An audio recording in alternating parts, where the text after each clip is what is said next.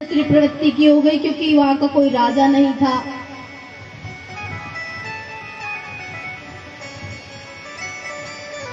तब महात्माओं ने बेन की भुजा का मंथन किया है, जिसमें से भगवान पृथु का प्राकट्य हुआ है।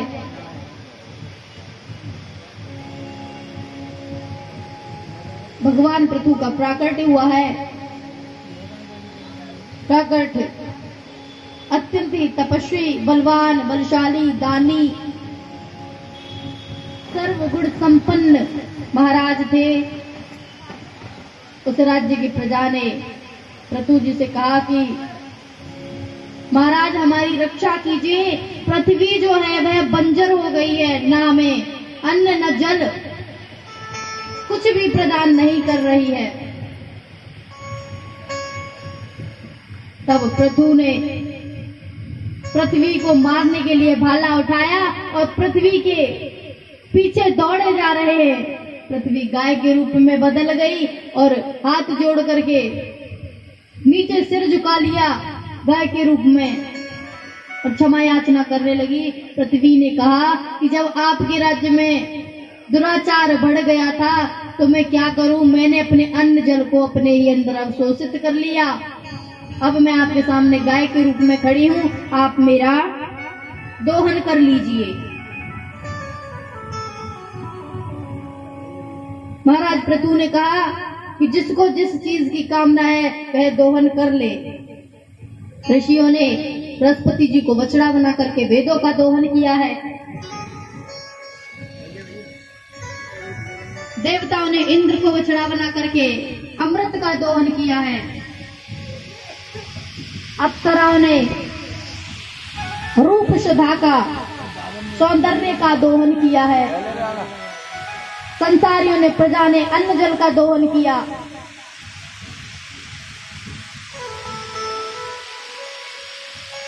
और इस प्रकार से महाराज पृथु की कथा है।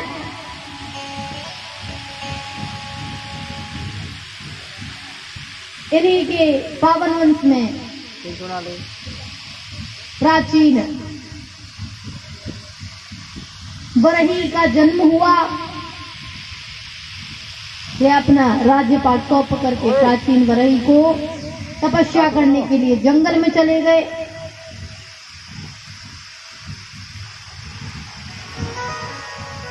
तपस्या के लिए अपने जंगल में चले गए हैं। उन्हें राज्यपाट सौंप करके एक बार क्या हुआ कि नारद जी प्राचीन बरही के समक्ष आकर के खड़े हो गए और बरही को, राजा बरही को उन्होंने दिखाया कि आकाश मंडल में देखो, ये जितने भी जीव जंतु राक्षस हैं, यह तुम्हें प्रत्येक जन्म में मारना चाहते हैं। बोले क्यों मारना चाहते हैं? क्योंकि अनेकों अनेक जन्मों में तुमने इनको मृत्यु दंड दिया है, किसी ना किसी प्रकार से इनको मारा है। अब बड़े घबराए प्राचीन बरही ने कहा कि प्रभु मुझे बताइए, मेरी मुक्ति का साधन मुझे बताइए, मेरा मार्गदर्शन कीजिए। तब नारद जी ने कहा कि मैं आपको एक कहानी सुनाता हूँ, एक कथा सुनाता हूँ, परंतु वह कथा आप सभी को ध्यान पूर्वक श्रवण करनी है, उनका नाम भी याद रखना है।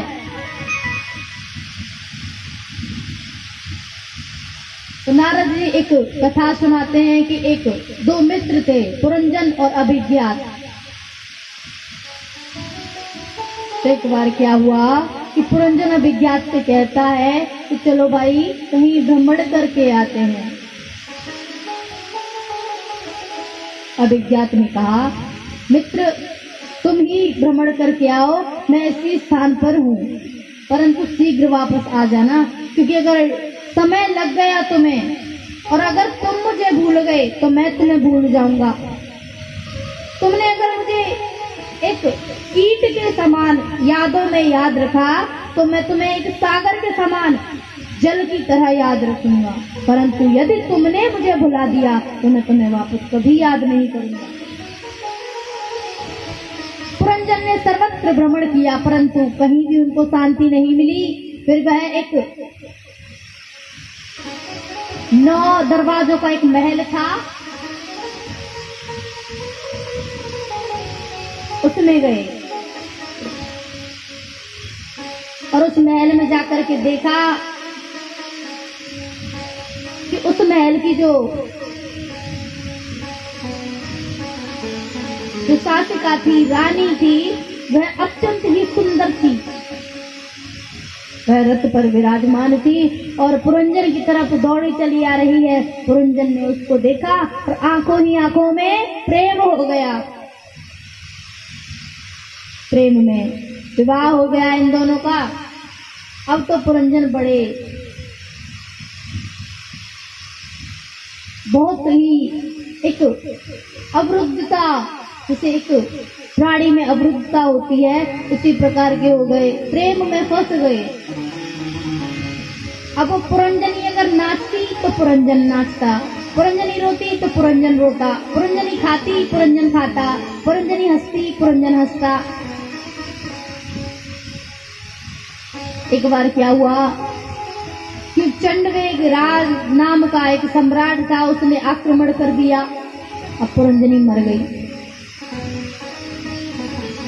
अब पुरंजन उसकी याद में, उसको याद करता करता इतना रोया कि जब उसका अंतिम समय चल रहा था तो उसको पुरंजनी का ही स्मरण रहा। तो वह जो उसको जन्म मिला था, अगला जन्म, वह एक स्त्री के ही रूप में मिला था। अच्छा, ये बात है कि जब हमारा अंतिम समय चल रहा होता है और हम जिसका स्मरण करते हैं, यदि आप अपने अंतिम समय में कुत्ते का स्मरण करेंगे तो आपको पुनः अगले जन्म में कुत्ते का ही जन्म मिलेगा। यदि ठाकुर जी का नाम का जो ठाकुर जी का स्मरण करोगे तो आपका जो जन्म होगा वह ठाकुर जी के भक्त के रूप में मिलेगा।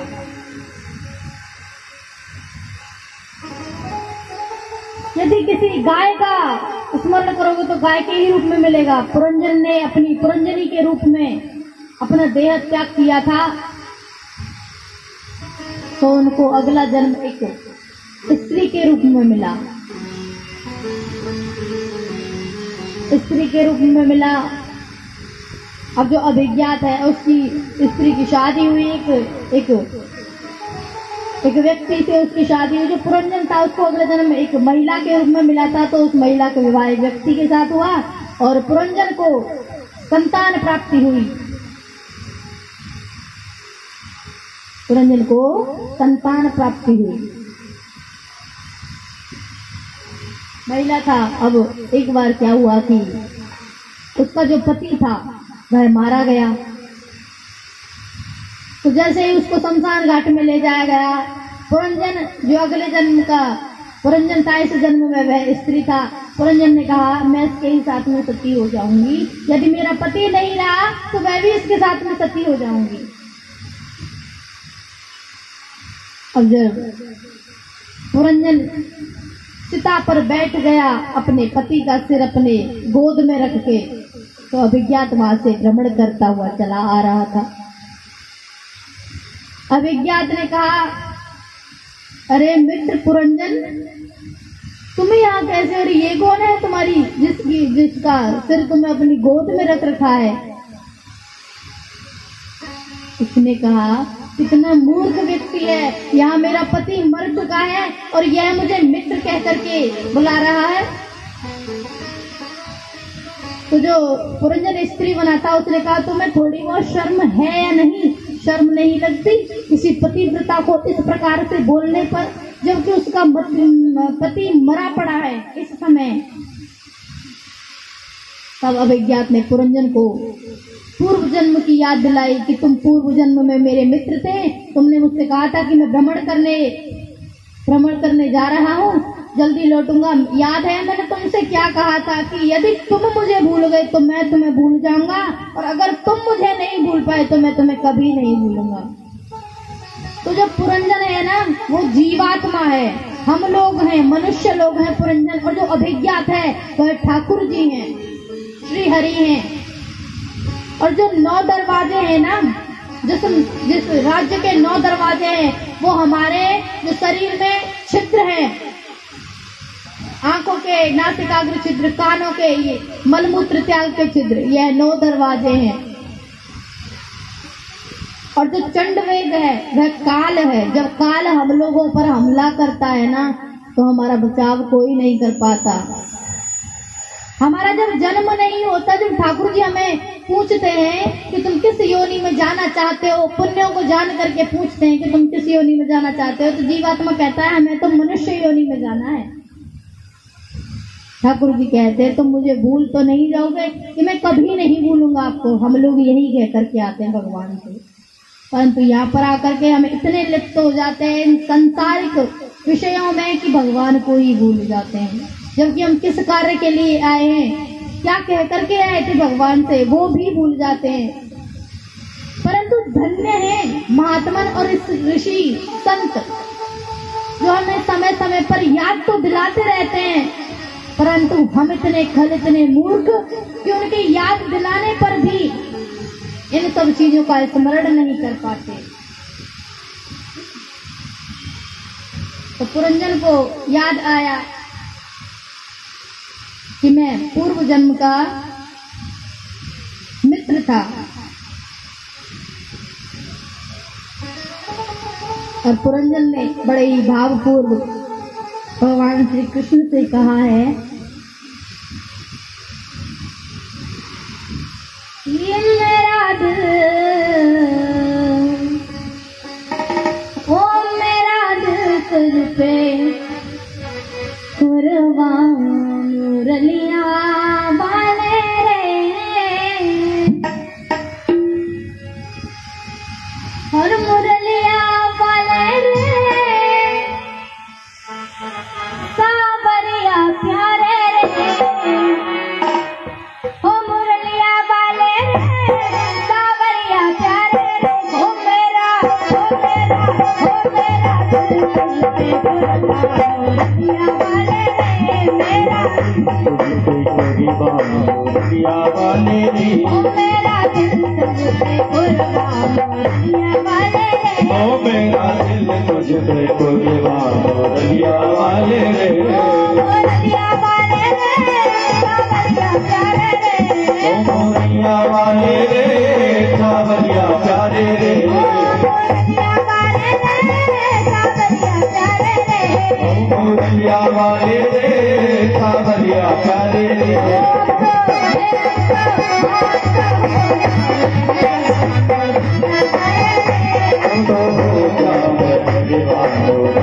वाले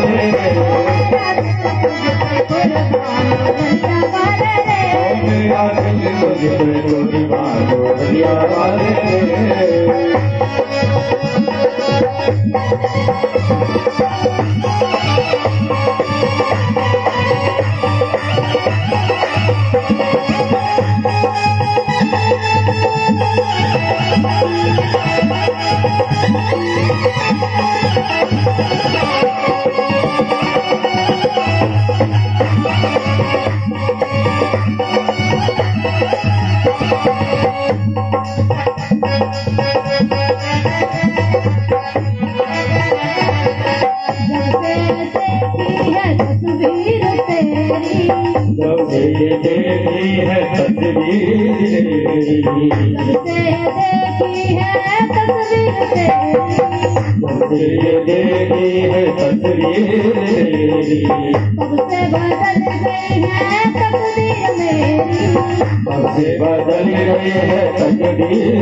प्यारे रे।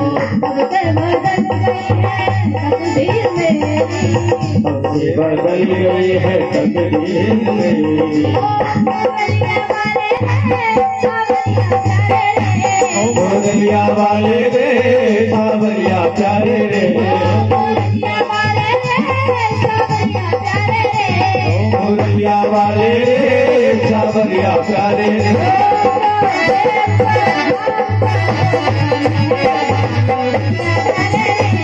तो होता मैं मुरलिया वाले रे, ओ मेरा दिल तुझ पे कुर्बान, मुरलिया वाले रे।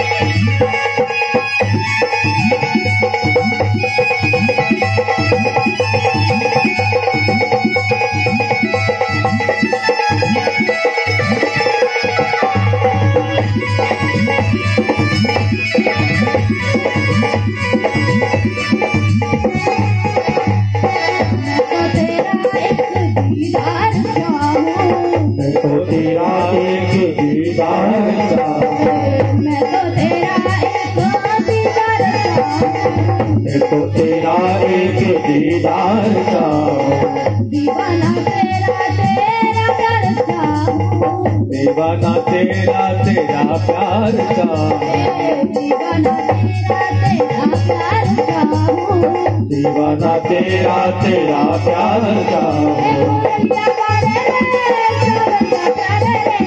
मुरलिया वाले रे सावरिया प्यारे रे, ओ मुरलिया वाले रे सावरिया प्यारे रे,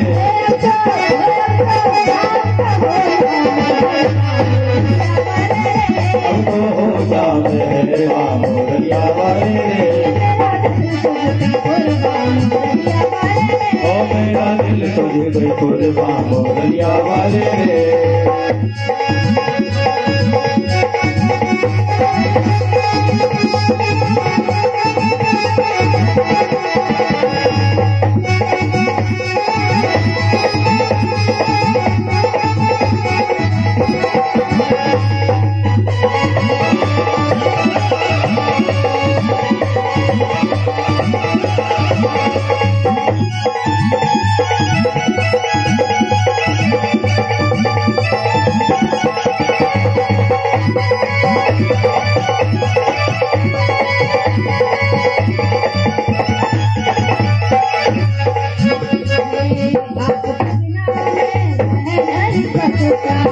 आपके बिना मैं रह नहीं सकता, तेरे बिना मैं रह नहीं सकता, दर्द जुदाई का सह नहीं सकता, दर्द जुदाई का सह नहीं सकता। ओ मुरलिया वाले रे सावरिया प्यारे रे, ओ मुरलिया वाले रे सावरिया प्यारे रे,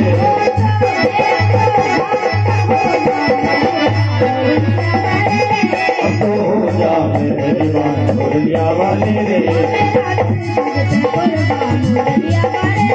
मेरा दिल तुझसे कुर्बान मुरलिया वाले रे।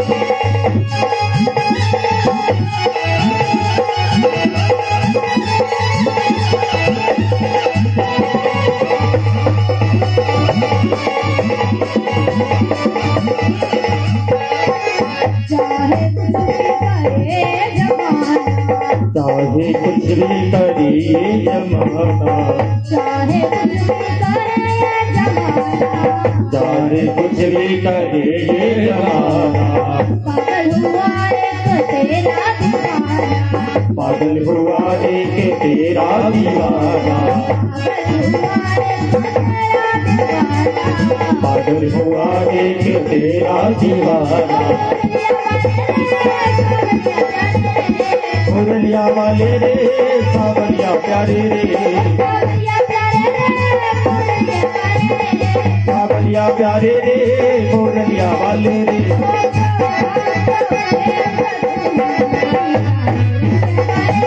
अब तो हो जा मेहरबान मुरलिया वाले रे, मेरा दिल तुझसे कुर्बान मुरलिया वाले रे, अब तो हो जा मेहरबान मुरलिया वाले रे, मेरा दिल तुझसे कुर्बान मुरलिया वाले रे, अब तो हो जा मेहरबान मुरलिया वाले रे, मेरा